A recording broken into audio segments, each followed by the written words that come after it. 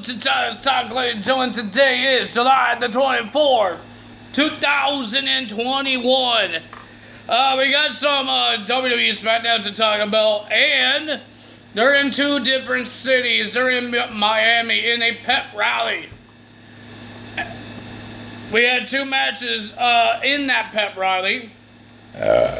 Excuse me. And they will be in Cleveland. Mostly everything else that happened, like the segments, all that stuff, was at the Cleveland, Ohio. So, ladies and gentlemen, we had three big segments. So let's talk about the middle one, and that's Edge. Edge came out. He had some words to say about his Money in the Bank match against Roman Reigns. He's upset because of Seth Rollins cost him the match. And then Seth Rollins came out, and then they had some talks, and they talk about what happened in 2014 when Seth Rollins was threatening John Cena to break Edge's surgery repaired neck to bring back the Authority. If you guys didn't know that, remember that because Team Authority lost to Team Cena at Survivor Series 2014. And that's when Sting made his debut. Technically, it's not John Cena's fault. But, ladies and gentlemen, and he says he hesitated to do that, but he's not going to hesitate to do it again when he has a chance to do it. But Edge says he told Seth Rollins that he won't touch him. He won't hit him. And guess what? He lied. And then they had a brawl and then all that stuff. Seth Rollins looked like was so close to do a curse stomp. Edge was so close to do a spear. Seth Rollins ran away. But will we see that match at SummerSlam between Edge and Seth Rollins and see who's better? The old Edge? That's what Seth Rollins calls him. He calls the old man Edge. Or would it be Seth Rollins? We'll find out at SummerSlam. Two matches I'm happy they kind of build up for that will happen at SummerSlam. The John Cena and Roman Reigns match, and the Edge and Seth Rollins. The rumors that you guys said, or other people said. But one match I don't care, and that's Goldberg and Bobby Lashley. So maybe that will be my dog taking out my dog time, like I did with Rhea Ripley and Charlotte Flair at Money in the Bank. Oh, boy. So, let's see what happens there. But, ladies and gentlemen, first to start off SmackDown, we had John Cena coming out, and he issued a challenge to Roman Reigns. And then he called out Roman Reigns, but Roman did not show up. The special counsel did. Paul Heyman came out. He says, John, you will not get an answer right now, but you will get an answer somewhere tonight on the Tribal Chiefs time. So that's and then he started doing the Cena song, and he doing the You Can't See Me. Paul Heyman, John beat you up before to get to Brock Lesnar. If he has to do that again to get to Roman Reigns, he will do that. To start off SmackDown in the first match of Cleveland, we got Finn Balor versus Sami Zayn. Pretty decent match. I enjoyed it. But the winner of that match was Finn Balor. Then we had our first match in in Miami's pep rally. It was weird because they're fighting on top of the stage.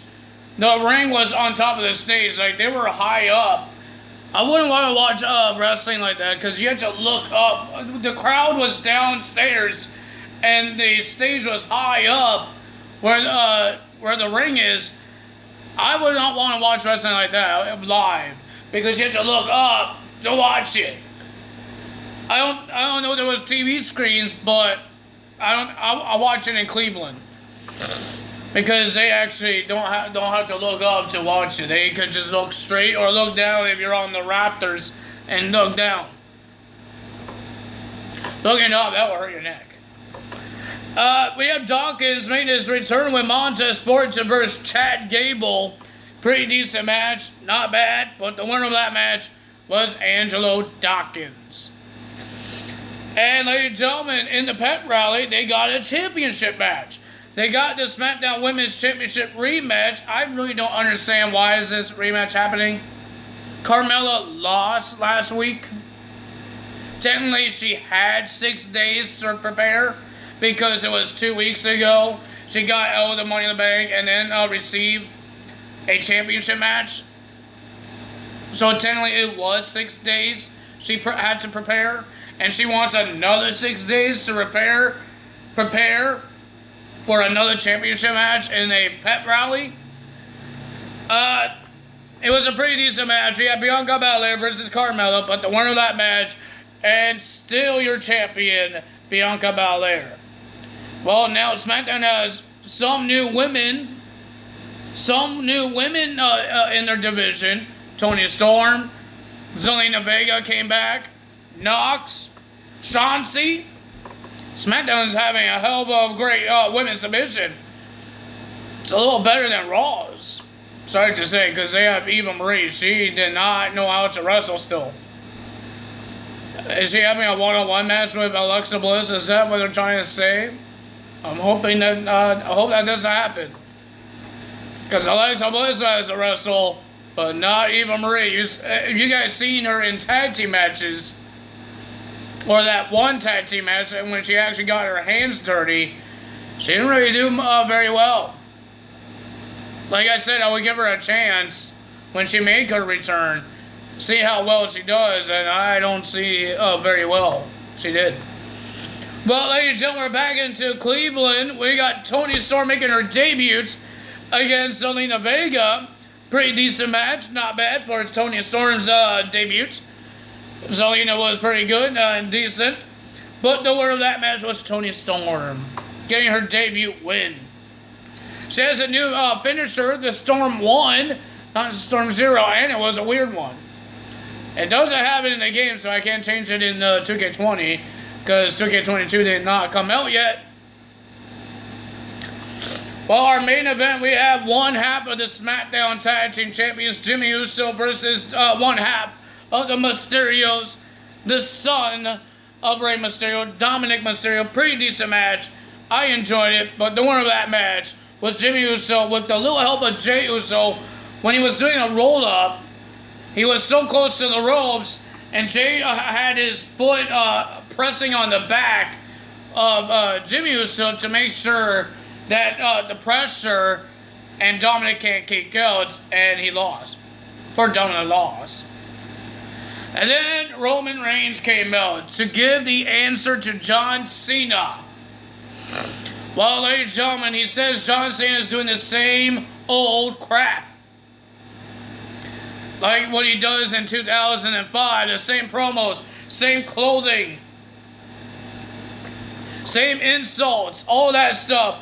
And then he said something in bed that I can't say the other word. I'm guessing that's what it is, because everybody went crazy when he said it. So, yeah, I'm not that kind of person that knows all that, so, yeah. But, and then Roman Reigns says he doesn't want to see him. He doesn't want to see him at all. He doesn't even want to see him at the main event of SummerSlam.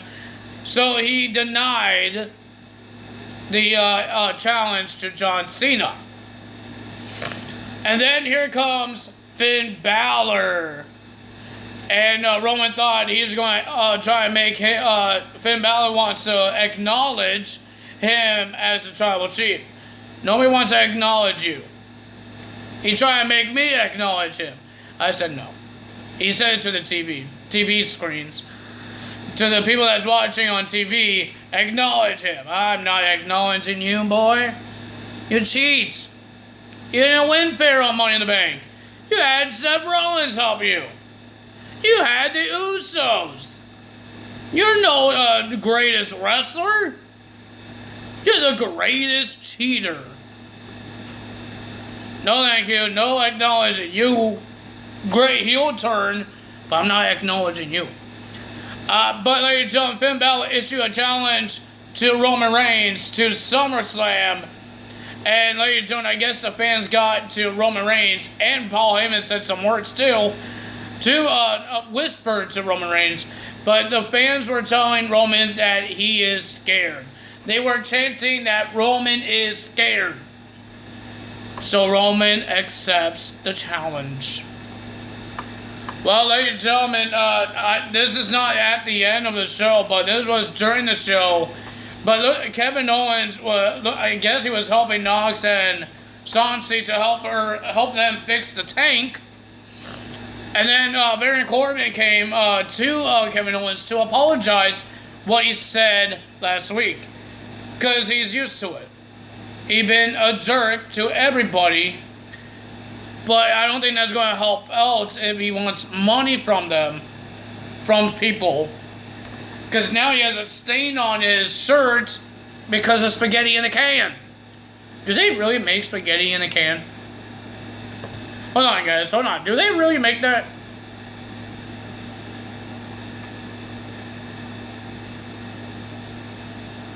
Spaghetti, spaghetti.